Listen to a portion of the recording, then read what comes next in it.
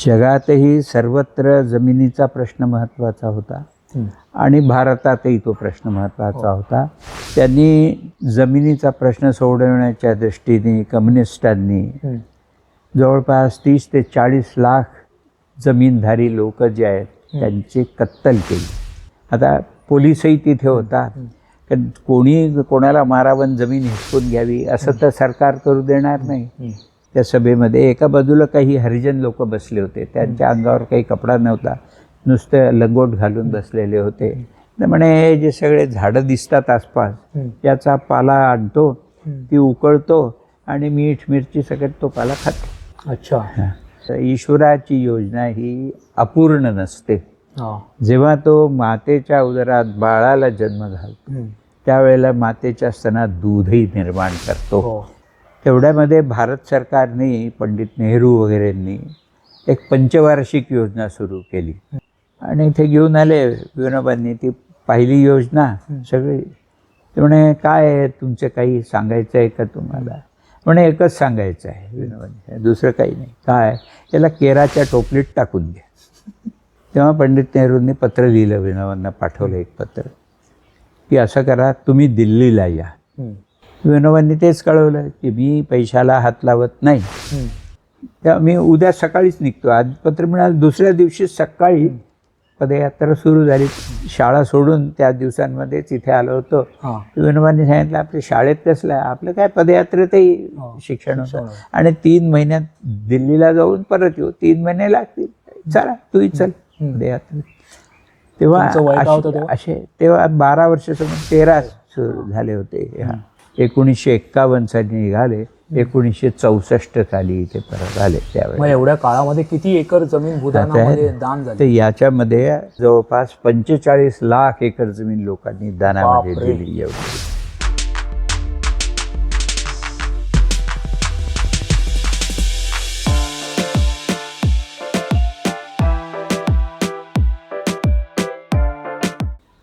नमस्कार. विमर्शच्या आजच्या पॉडकास्टमध्ये आजचे आपले पाहुणे आहेत गौतमभाई बजाज. यांची ओळख काय करून द्यावी हा खरं तर मला प्रश्न पडलेला आहे. कारण त्यांचं कार्य एवढं मोठं आहे आणि त्या कार्याप्रती ते इतके समर्पित आहेत की त्यांना त्या कार्याच्या प्रसिद्धीची आणि त्यांच्या नावाची गरजच भासत नाही. त्यामुळे आज त्यांची ओळख, त्यांचं कार्य हे ते स्वतः त्यांच्या तोंडून आपल्याला ऐकायला आज या पॉडकास्टच्या माध्यमातून आनंद मिळणार आहे.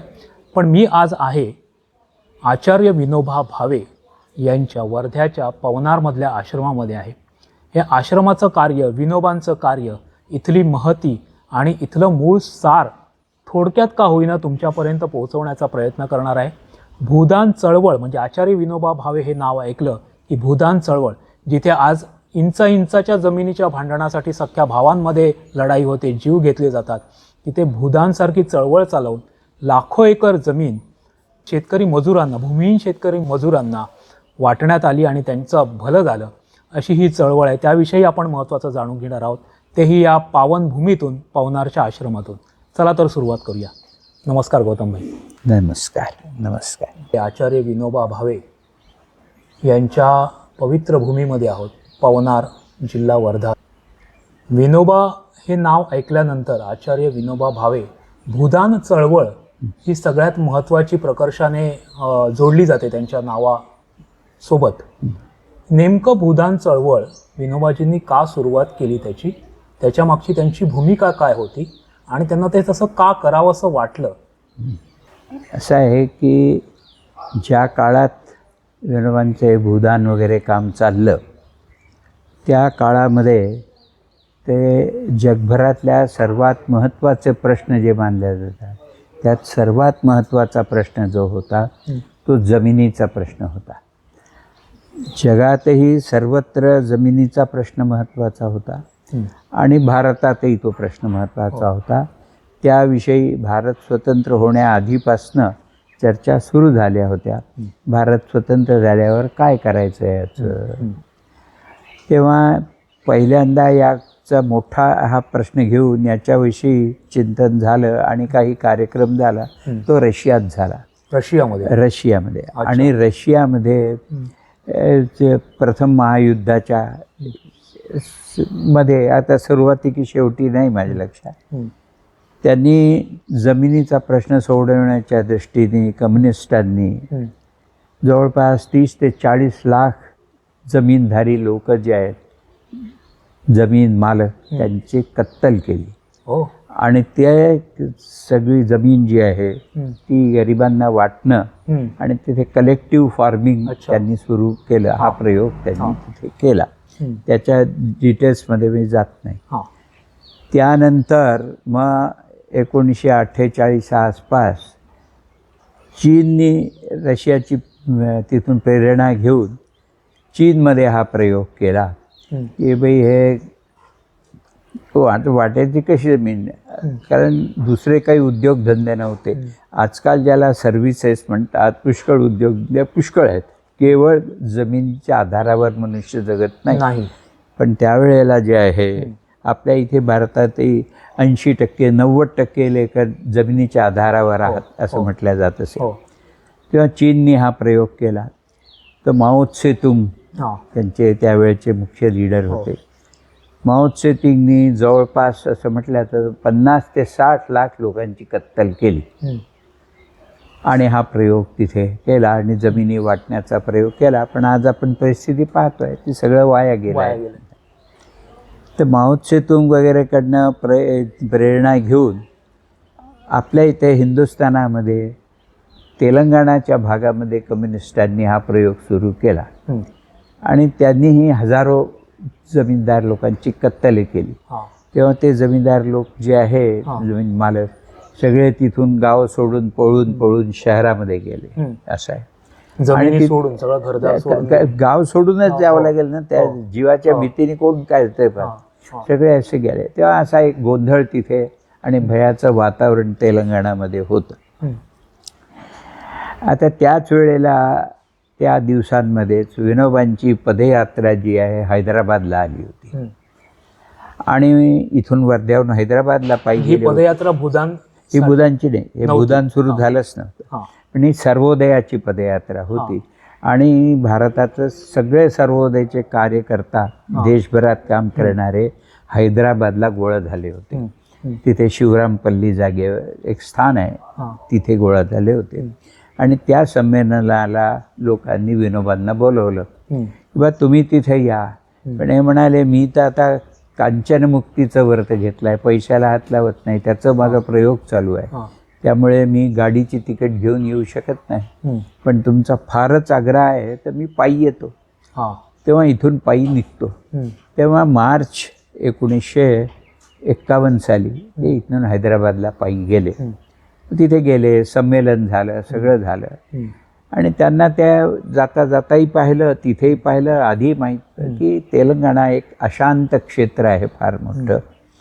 तेव्हा त्यांना वाटलं की परतीला ते एका रस्त्याने गेलो, इकडून यवतमाळ वगैरे वगैरे होत, आपण थोडंसं तेलंगणा फिरत फिरत त्या बाजूनी मग वर्ध्याला परत येऊ.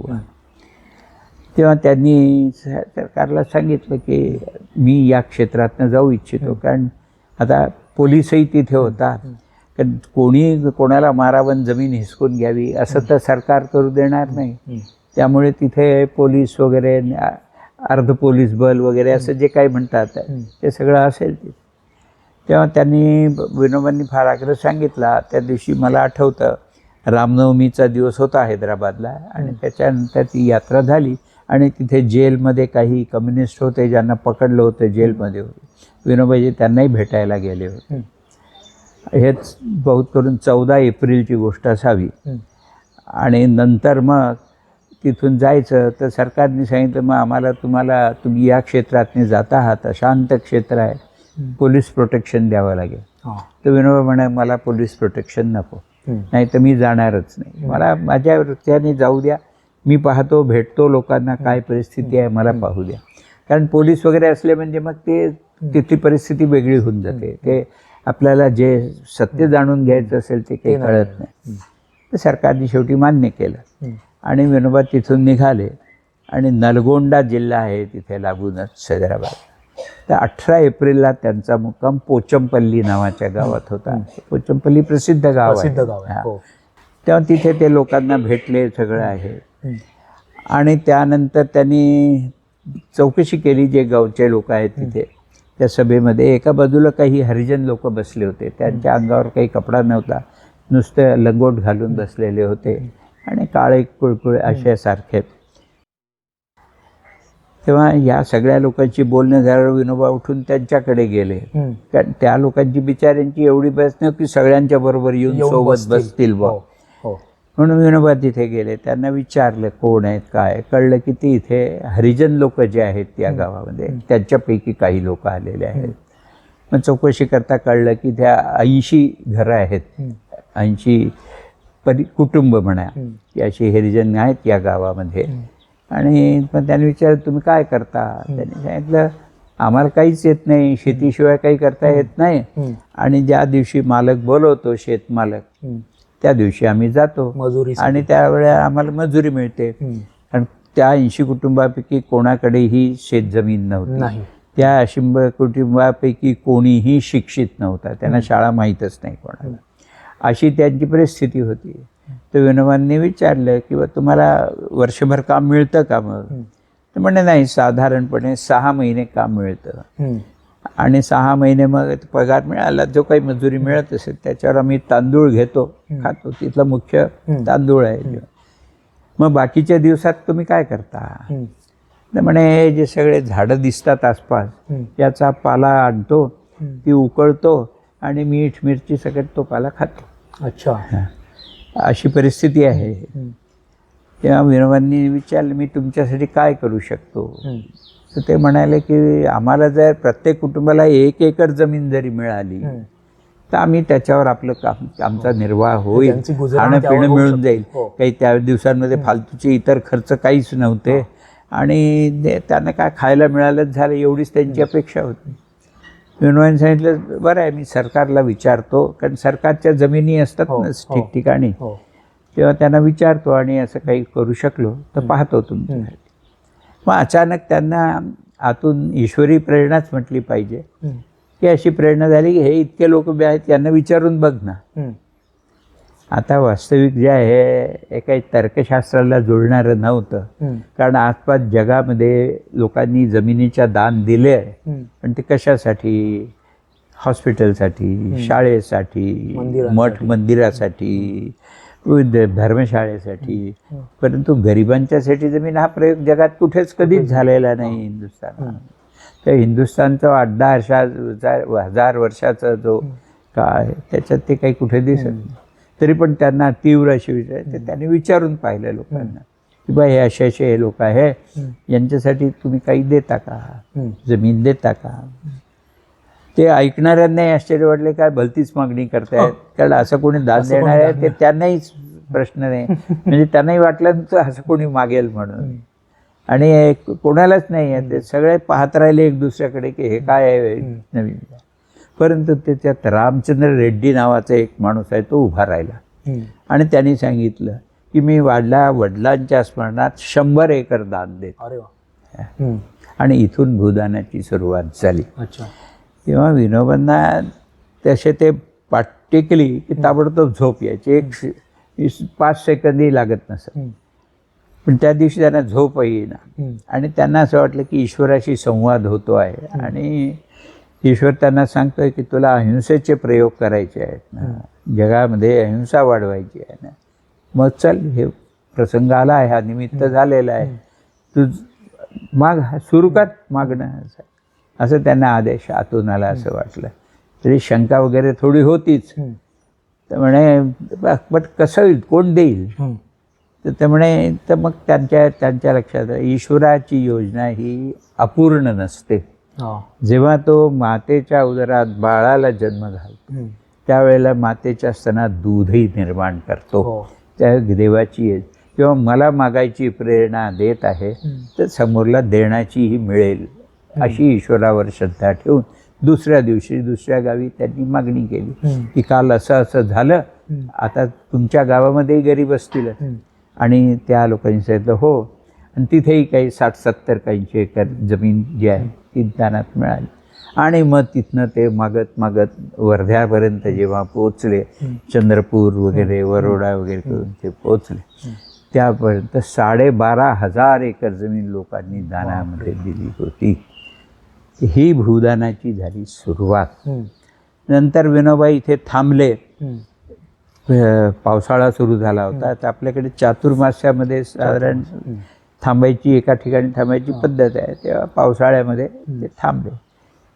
तेवढ्यामध्ये भारत सरकारने, पंडित नेहरू वगैरेंनी एक पंचवार्षिक योजना सुरू केली, ही देशाची पंचवार्षिक योजना.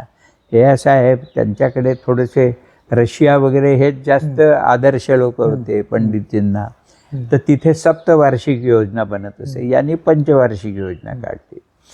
आणि ते आपले नागपूरचे R.K. पाटील जे होते ते आमचे त्या प्लॅनिंग कमिशनचे मेंबर होते.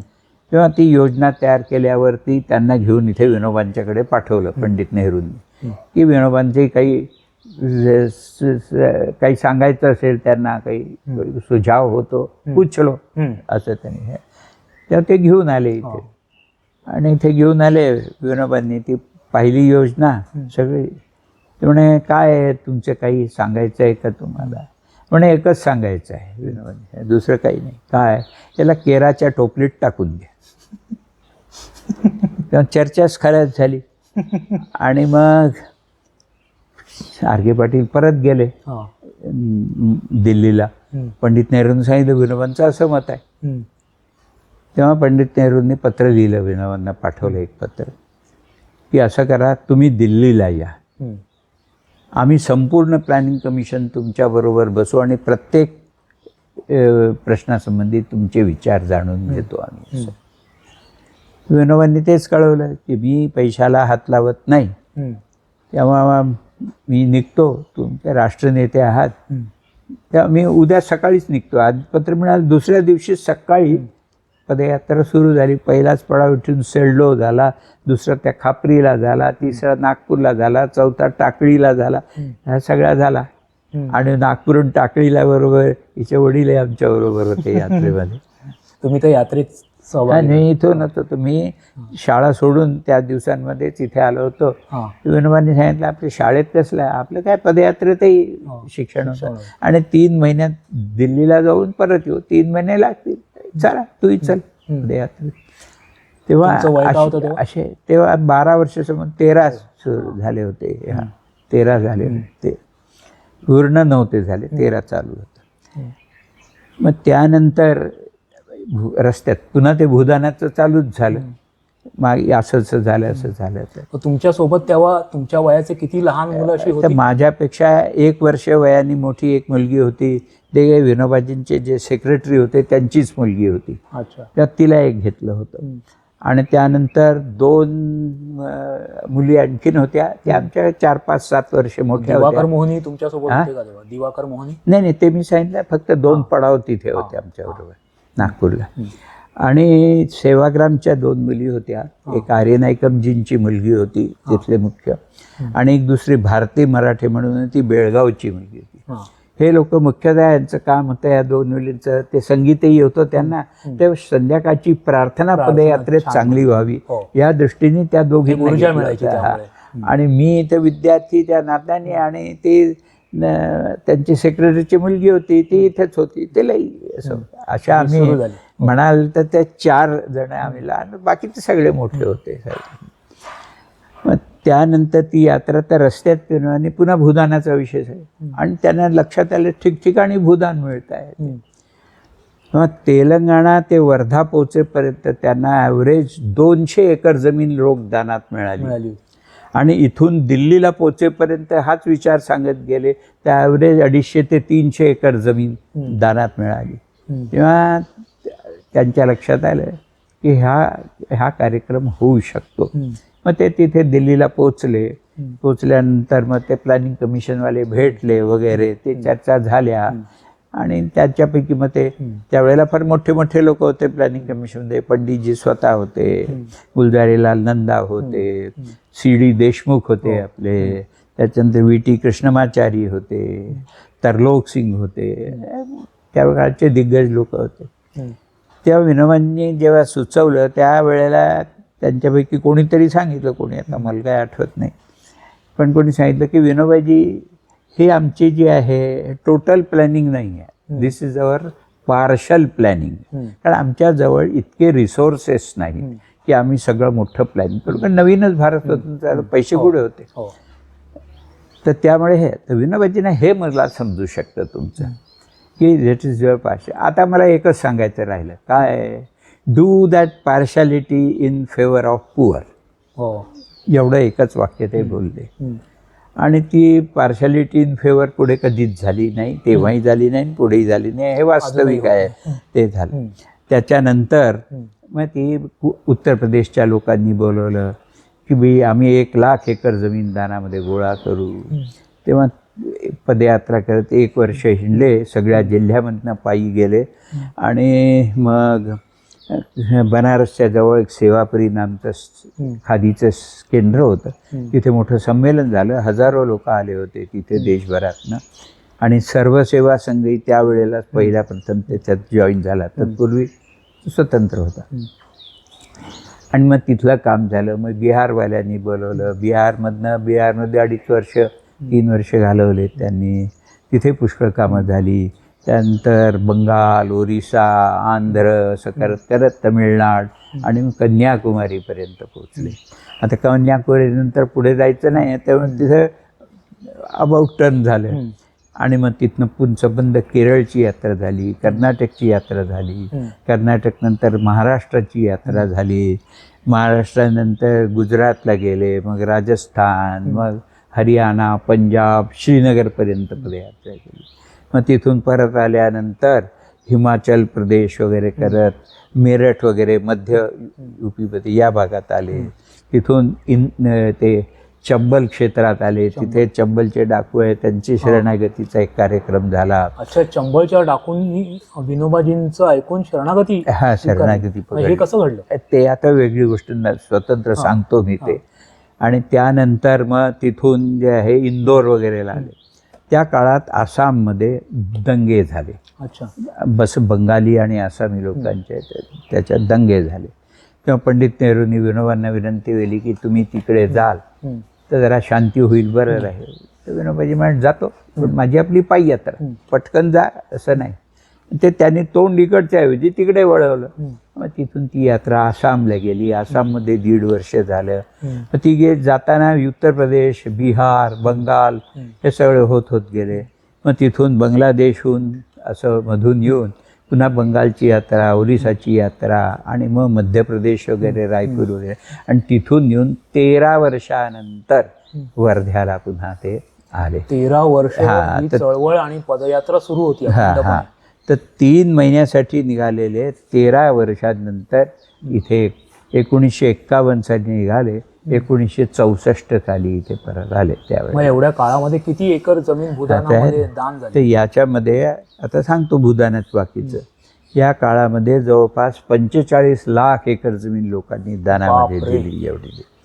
आणि त्याच्यापैकी ती जवळपास 18 लोकांनी, हे जवळपास आकडे आहेत. एक सगळं काही आमच्याकडे इतकं डिटेल्स नाही. प्रत्येक प्रांताच्या कमिट्या बनवलेल्या, प्रत्येक जिल्ह्याच्या कमिट्या झाल्या. ते लोक सगळं सांभाळत राहिले. सगळं विकेंद्रित एका ठिकाणी सगळं असं काही नव्हतं.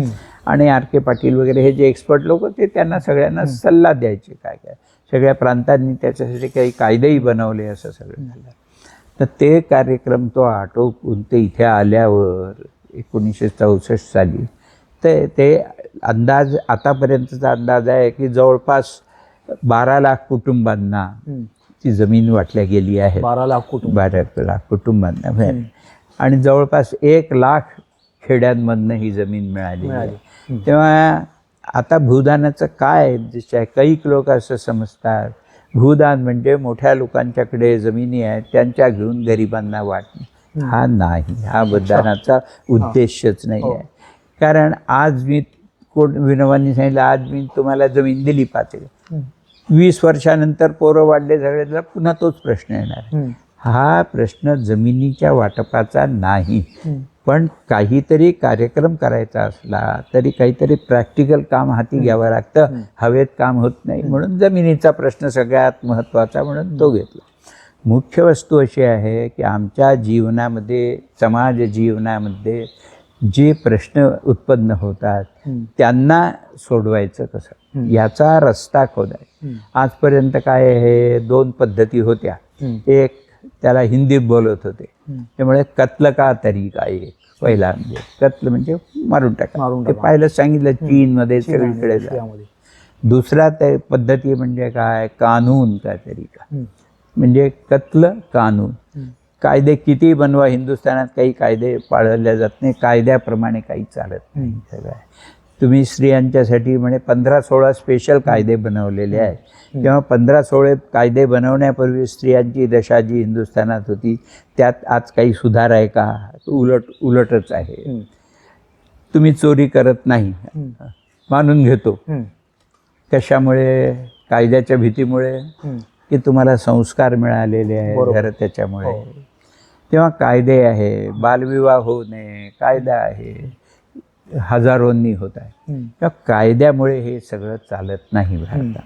मग तिसरी पद्धती काय आहे जी करायची आहे, त्याला त्यांनी नाव दिलं करुणा, म्हणजे प्रेम, म्हणजे अहिंसा.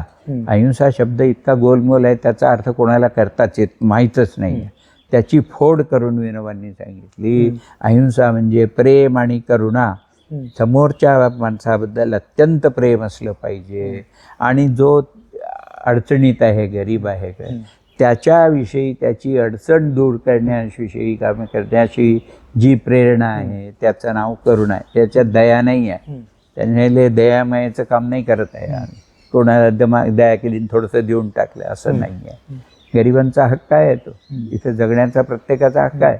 तेव्हा ते सांगायची जमिनी देणाऱ्यांना, मी तुम्हाला दान मागून त्या गरिबाला दीन बनवू इच्छित नाही, मी तुम्हाला दानाची दीक्षा देतो आहे, ही त्यांची. आणि प्रत्येक गोष्टीच्या मागे त्यांचं तत्त्वज्ञान आणि भारतीय आध्यात्मिक वृत्तीच प्रगट होते, त्याच्या आधारावरच त्यांनी सगळी कामं केली. तर अशा पद्धतीने ते कामं झाली, वाटप झाला, हे झालं. आता 2 प्रश्न आणखीन सांगतो. पहिला हा की पुष्कळसा लोकांचा आक्षेप असतो की रद्दी जमिनी लोकांनी दिल्या. तर खरोखर आहे, रद्दी जमिनी मिळालेल्या, परंतु विनोबांनी स्वतःच रद्दी जमिनी मागितल्या. त्यांनी सांगितलं की 6वा भाग हा उत्तम जमिनीचा द्या, कारण त्यावेळचा जो गणित होता त्याप्रमाणे जे लँडलेस लेबरर्स वगैरे होते ते जवळपास 1/6 भाग जर त्यांना मिळाला तेवढ्याच समाधान होऊ शकत. आणि म्हणे बेकार जमिनी पडल्या तुम्हाला काय कामाच्या आहेत, त्याही सगळ्या देऊन टाका, त्या गावच्या कामात येतील. तेव्हा दोन्ही प्रकारच्या जमिनी त्यांनी स्वतः मागितलेल्या आहेत. परंतु सगळे आक्षेप करणारे त्याच्या मागचं तत्त्वज्ञानी समजून घेत नाही, भूदान काही समजून घेत नाही, फक्त जमीन याची त्याला दिली, गरिबांना थोडंसं काहीतरी दे. हे रिलीफचं काम नाही आहे, हे संपूर्ण समाज बदलण्याचं काम आहे. तेव्हा हे क्रांतीचं काम होतं. वास्तविक रशियात काही क्रांती झाली नाही, चीनमध्ये काही क्रांती झाली नाही. क्रांती म्हणजे काय, सरकार बदलणे याचं नाव क्रांती आपण असं समजतो. ते प्रकाश आंदोलन झालं, काय झालं, सरकार बदललं फक्त, बाकी काहीच नाही झालं. याला क्रांती म्हणत नाही. कालली क्रांती म्हणजे तुमची जीवनमूल्य बदलली पाहिजे. आम्ही जमिनीचे मालक, तुम्ही काम करणारे नाही, जमिनीची मालकीच खलास करायची, हा भूदानाच्या मागचा मुख्य उद्देश आहे. तुम्ही वापरा, मग त्याच्यासाठी लोकांना ते अपील काय करायचे त्याच्यातनं तुम्हाला कळेल. तो प्रश्नोत्तर चालायचा लोकांच्या.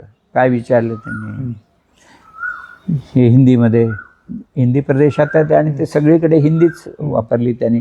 कोणी हिंदीचा एक दिवस सुद्धा कोणी विरोध केला नाही. हिंदी विरोध दक्षिणेत म्हणतात वगैरे, तसं काही कधी झालं नाही. या आसमान किसने पैदा किया है, तर लोक म्हणायचे भगवानने. मी प्रश्न तो विचारला इथे, म्हणजे शहरच्या लोक असले काही करत नाही, चूप बसतात.